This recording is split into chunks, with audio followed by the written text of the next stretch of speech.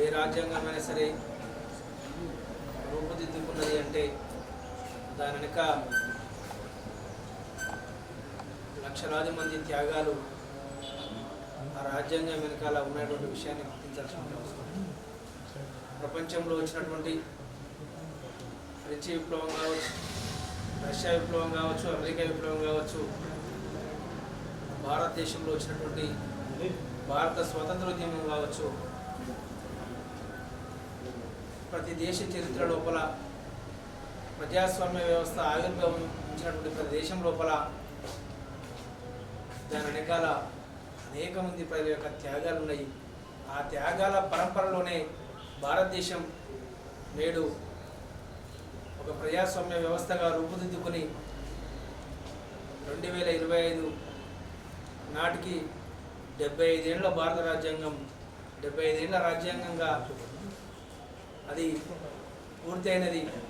మరి 75 ఏళ్ల భారత రాజ్యాంగం లోపల 75 ఏళ్ల భారత రాజ్యాంగం తర్వాత ఇప్పుడు మనం భారత రాజ్యాంగాన్ని రక్షించుకుందన్నటువంటి అంశం పైన మాట్లాడుకోవాల్సినటువంటి పరిస్థితులు దాపరించినాయి అంటే దీన్ని మనం విశ్లేషించుకోవాల్సినటువంటి అవసరం ఎంతైనా ఉంది.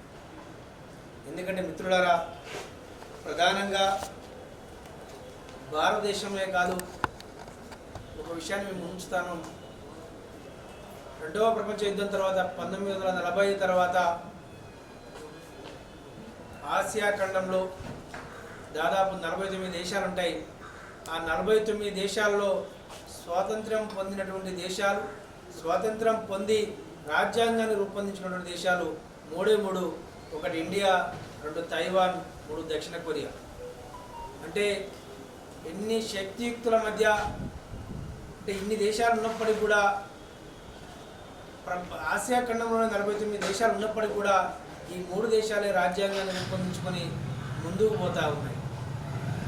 నేను ఇంకొక విషయాన్ని కూడా మేము ఊహిస్తాను. అనేక రాజ్యాంగాలు ఈ దేశం లోపల అనేక ప్రజాస్వామ్య వ్యవస్థలు ఏర్పడి, కానీ భారత రాజ్యాంగం 75 ఏళ్ళుగా నిలదొక్కుని అనేక రకాల ఆటుపోట్ల మధ్య నిలబడగలుగుతుంది.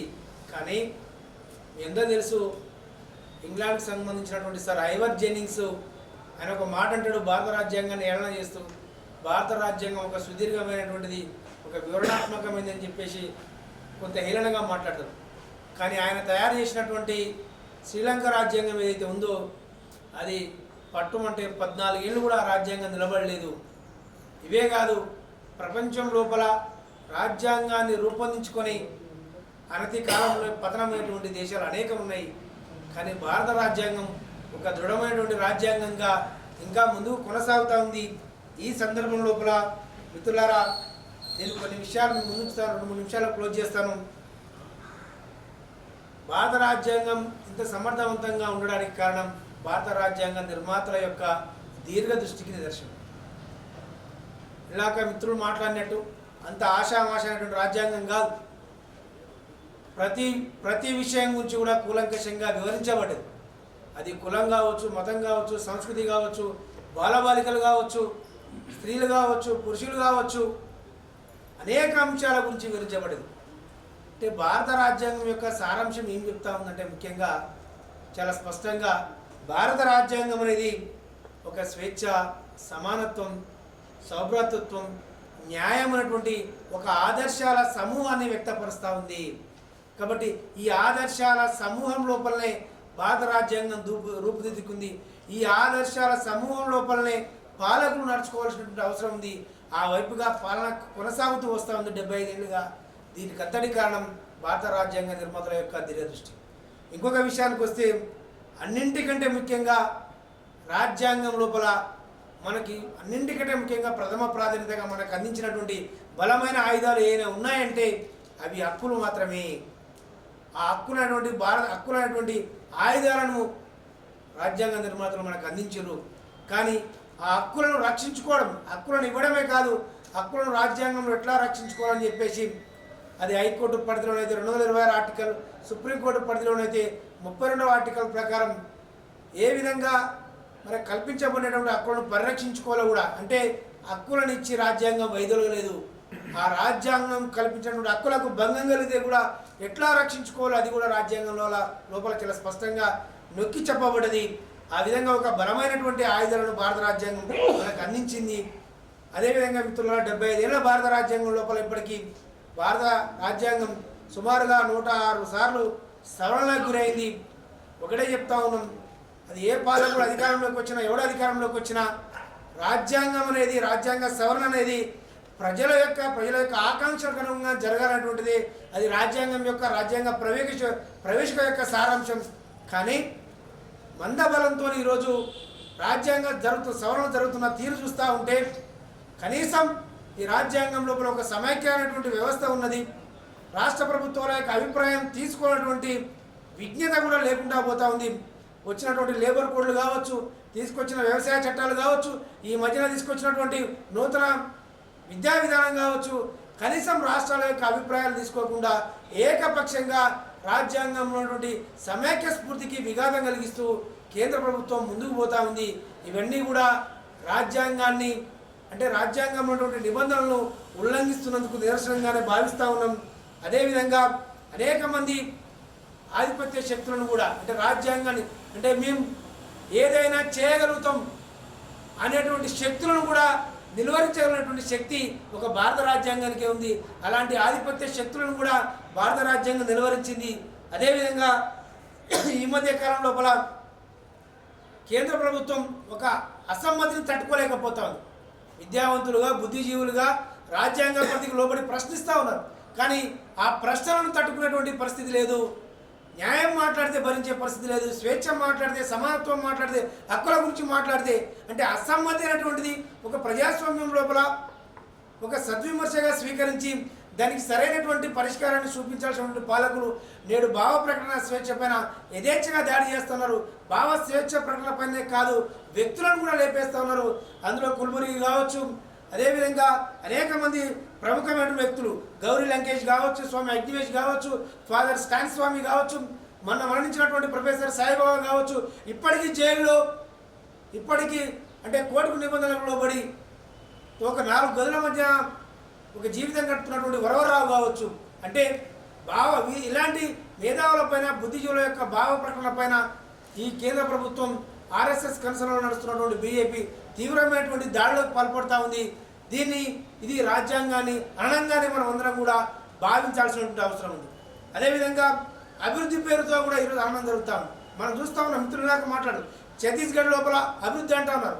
కార్పొరేట్ శక్తులు ఎవరి కోసం ఛత్తీస్గఢ్లో జరగబడతా ఉన్నారు, ఎవరి కోసం 160 కిలోమీటర్లు బీజాపూర్, దంతేవాడ, సుక్మా జిల్లాలో ఈరోజు రైలు మార్గాలు నేస్తూ ఉన్నారు. మీ విద్య కోసం, వైద్యం కోసం అంటున్నారు.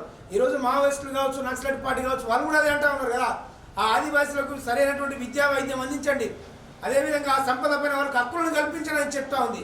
కానీ ఆదాని అమ్మాయిల కోసం ఛత్తీస్గఢ్ లాంటి అడవులను జల్లెడబడుతూ ఆ రాజ్యాంగం కల్పించినటువంటి జీవించే హక్కు లోపల సుమారుగా ఇప్పటికీ 600 మందిని ఒక ఆపరేషన్ కగారిపేట 600 మందిని పొట్టన పెట్టుకుంది.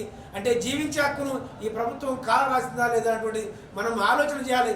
ఇంకొక దుర్మార్గమైన విషయం ఏంటంటే సుమారుగా 600 మందిని చంపడానికి ఈరోజు బీజేపీ ప్రభుత్వం 6,456 కోట్లు పెట్టినామని చెప్పేసి 2004 నుంచి 2014 ఈ యొక్క ఎవరు నక్సలైట్లను ఏరువేయడానికి 6,456 కోట్లు. అంటే మనుషులను చంపేకి ఎవరు ఇచ్చారండి?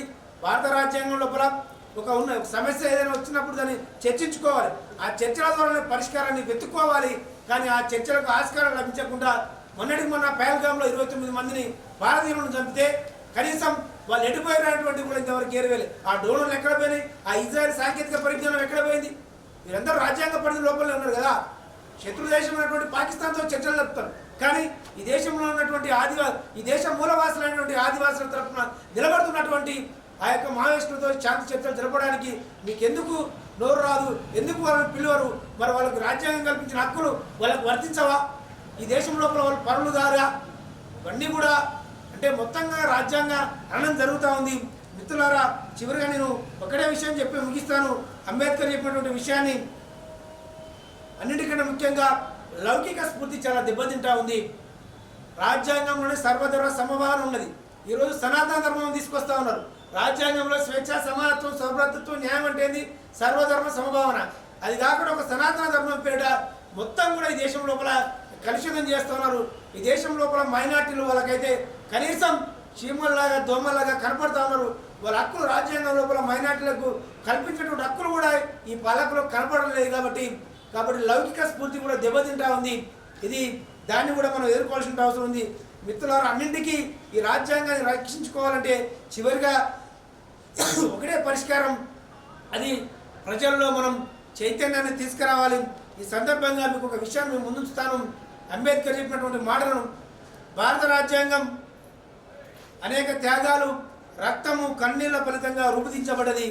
కానీ రాజ్యాంగాన్ని రక్షించవలసిన వారి రాజ్యాంగాన్ని నిర్వీర్యం చేసి కుట్రలకు పూనుకుంటున్నారు. ఈ క్రమం లోపల 1949 అంటే తెల్లారితే రాజ్యాంగం ఆమోదించబడుతుంది. 49 నవంబర్ 26 ఆమోదించబడుతుంది. 49 నవంబర్ 25న ఈ భారత రాజ్యాంగపిత డాక్టర్ బాబాసాహెబ్ అంబేద్కర్ చెప్పిన మాటలు మేము ముందుంచుతూ ఉన్నాను. రాజ్యాంగం ఎంత మంచిదైనా సరే కొన్ని సందర్భాల్లో చెడుగా మారడం ఖాయం. ఎందుకంటే పనిచేయడానికి పిలిచిన వాడు చెడ్డవాడైతే, సక్రమంగా పనిచేయకపోతే ఎంత మంచి రాజ్యాంగం అనేది చెడ్డ రాజ్యాంగంగా రూపుదిద్దుకుంటుంది. అదేవిధంగా ఒకవేళ రాజ్యాంగం ఎంత చెడ్డదైనా సరే పనిచేయడానికి పిలిచిన వాడు మంచిగా మారితే అది మంచి రాజ్యాంగంగా మారుతుంది.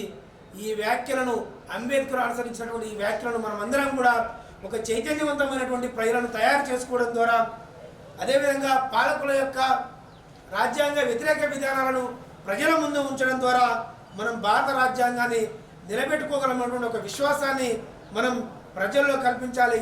ఆ వైపుగా మనం వీలైనంతగా అది భావవ్యాప్తి కావచ్చు, ఉద్యమ నిర్మాణం కావచ్చు, అదేవిధంగా రాజకీయ పార్టీలను కదిలించడంలో కావచ్చు, ఈ 3 పందాల లోపల భారత రాజ్యాంగాన్ని పరిరక్షించుకోవడానికి సమిష్టిగా, ఐక్యంగా ఈ దేశంలో ఉన్నటువంటి అందరం కూడా, ఎందుకంటే రాజ్యాంగం యువకరికి సంబంధించింది కాదు కాబట్టి సకల జనులంగా, సబ్బండ వర్గాలంగా ఐక్యంగా ఈ రాజ్యాంగాన్ని కాపాడుకునే క్రమం లోపల ప్రజల విశ్వాసాన్ని చూరగొనడానికి ప్రయత్నం చేయాలని చెప్పి తెలియజేస్తూ, నాకు ఇంతసేపు అవకాశం ఇచ్చినటువంటి మిత్రులకు ధన్యవాదాలు తెలియజేస్తూ ముగిస్తాను.